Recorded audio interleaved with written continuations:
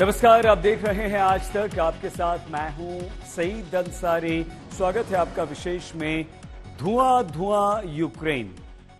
आज रूसी मिसाइल के हमलों की चर्चा दुनिया भर में रही।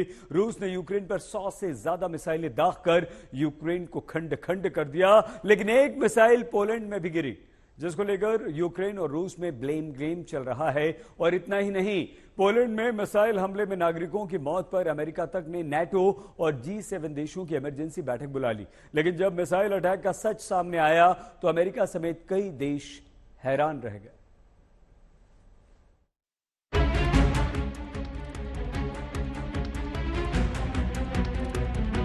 पोलैंड पर गिरी मिसाइल ने एक बार फिर सेकेंड वर्ल्ड वॉर और हिटलर की याद दिला दी।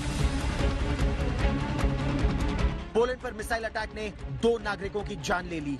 इस अटैक ने 1 सितंबर 1939 को हिटलर की नाजी सेनाओं के पोलैंड पर हमले की यादें एक बार फिर ताजा कर दी। इस हमले के साथ ही वर्ल्ड वॉर शुरू हो गया था।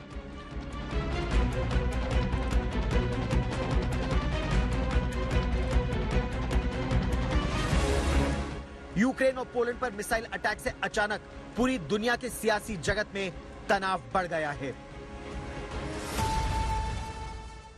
दरअसल पोलैंड के जिस हिस्से पर मिसाइल गिरी वो यूक्रेन से जुड़ा हिस्सा है और Poland North Atlantic Treaty Organisation यानी नेटो का सदस्य देश है। नेटो समझौते का आर्टिकल 5 कहता है कि नेटो के किसी एक सदस्य पर हमला पूरे सदस्यों पर हमला माना जाएगा। अमेरिका में ऐसे ही 9/11 हमले के बाद पूरे नेटो पर हमला माना गया था। यूक्रेन और पोलैंड पर हमले की खबर उस वक्त आई जब G20 की बैठक में दुनिया के 20 ताकतवर देश अमन चैन के रास्ते तलाशने में लगे थे। खबर आते ही अमेरिका के राष्ट्रपति जो बाइडेन फॉरेन एक्शन में आ गए। अमेरिकी राष्ट्रपति जो बाइडेन ने पोलैंड पर मिसाइल गिरने के बाद पैदा हुए हालात पर चर्चा के लिए नेटो और G7 देशों की आपात बैठक बुलाई। आर्टिकल 4 के तहत नेटो के राजदूतों की बैठक बुलाई गई है। There were scores and scores of missile attacks into western Ukraine.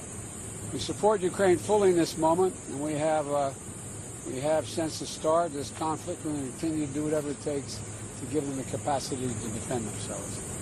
Mr. President, are you too early to say whether this missile was fired from Russia? There is preliminary information that contests that. I don't want to say that till we completely investigate, but it is. It's unlikely in the minds of the trajectory that it was fired from Russia. देखिए कैसे Poland पर missile गिरने के बाद शोले भड़क रहे हैं। यह मिसाइल पूर्व पोलैंड के लुबेल्स्की प्रांत पर गिरी।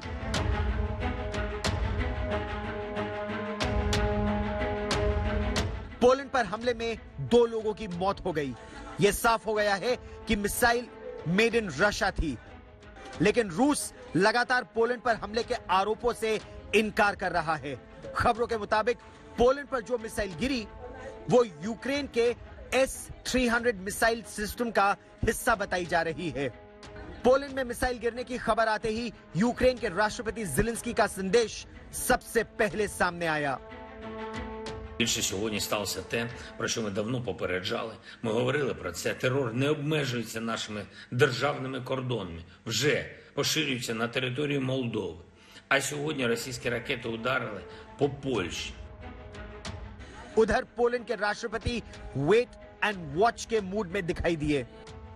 Wiemy oczywiście doskonale o tym, że przez cały dzień praktycznie trwał rosyjski atak rakietowy właśnie przeciwko Ukrainie, ale nie mamy w tej chwili żadnych jednoznacznych dowodów na to, kto wystrzelił tą rakietę.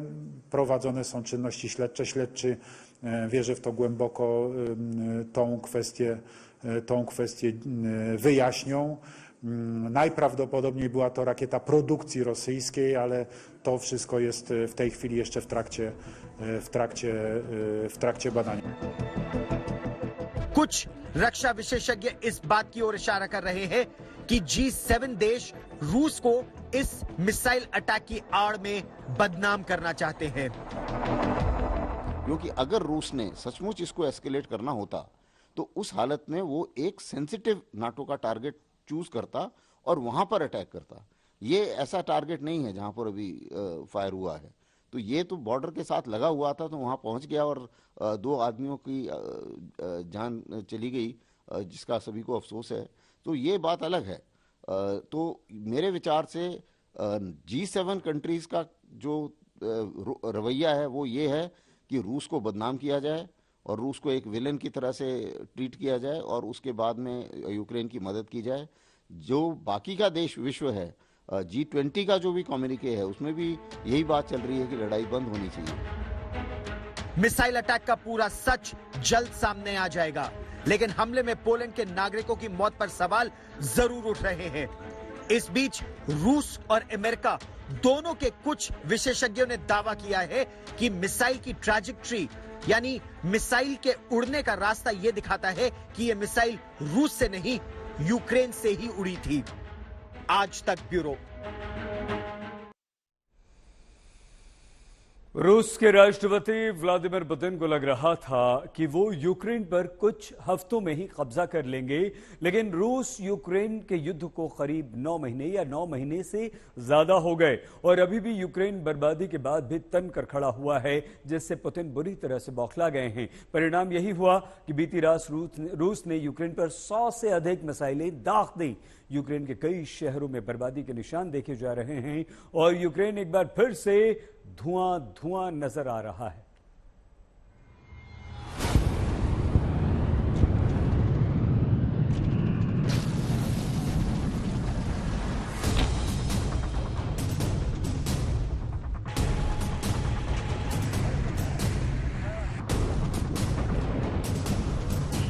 रूस ने Ukraine पर दागी 100 से ज्यादा missile. क्या ये तीसरे विश्व युद्ध का ट्रेलर है? लगता है कि रूसी राष्ट्रपति पुतिन ने ठान लिया है कि यूक्रेन को दुनिया के मानचित्र से मिटा डालना है। रूसी राष्ट्रपति व्लादिमीर पुतिन यूक्रेन को धुआं धुआं करने में कोई कोर कसर नहीं छोड़ना चाहते। रूस ने यूक्रेन पर एक साथ 100 मिसाइलें दागकर अपने इरादे जाहिर कर दिए। ये यूक्रेन पर अब तक का सबसे बड़ा हमला है। लगातार मिसाइल अटैक से यूक्रेन बैकफुट पर नजर आ रहा है। यूक्रेन को कुचलने के लिए रूसी राष्ट्रपति व्लादिमीर पुतिन बुरी तरह बेचैन लग रहे हैं। दरअसल जब रूस यूक्रेन युद्ध शुरू हुआ था तब लग रहा था कि कुछ हफ्तों में ही रूस यूक्रेन पर पूरी तरह कब्जा कर लेगा, लेकिन करीब 9 महीने बाद भी दोनों देशों के बीच युद्ध जारी है, जिससे पुतिन तिलमिलाए हुए हैं। अब लग रहा है कि रूस जंग को जल्द खत्म करने की हड़बड़ी में है। धीरे धीरे विश्व युद्ध का खतरा बढ़ता जा रहा है। ये रूस यूक्रेन के लिए ही नहीं, पूरी दुनिया के लिए अच्छे संकेत नहीं है। यूक्रेनी सरकार का दावा है कि रूस ने तमाम इलाकों पर मिसाइल से हमले किए, जिसमें ऊर्जा और कारोबारी क्षेत्र के प्रतिष्ठान के साथ कई रिहायशी इलाकों पर मिसाइलें गिरी हैं, जिससे भारी तबाही हुई है। रूसी